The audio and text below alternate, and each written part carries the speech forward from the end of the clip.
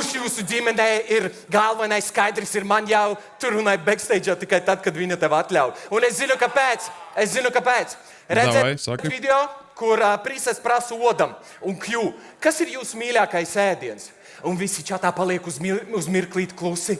Ods atbild, makaroni ar sieru vai gaļu. Q atbild, pusī.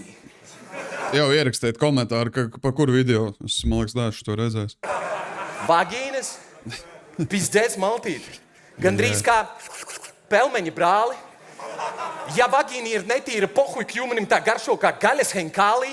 Ja meitene Pelmeņa henkālīs, komā, let's go ir tās turpināt. dienas, viņš vienalga nepalaiž mirkļus tos, garšo plus mīnus tāpat, with a bit of sauce.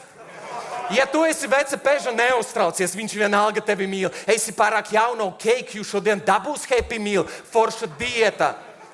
Viņš pieiet uz Ko mēs te daram? Ko mēs šeit daram? Viņa būs pārāk jauna, dabūs happy meal, ķipa. uzmanīgi.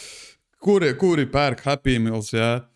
Ķipa, un viņš vēl pasaka, ka setupos to happy meal pārāk jauna, jo happy meal dod bērniem, ķipa, nu, come on, man. Holy shit, šitas krievs vienkārši. Nu, te ir, bet šitā ir vēsture, es nezinu. Šits ir crazy. Dabūs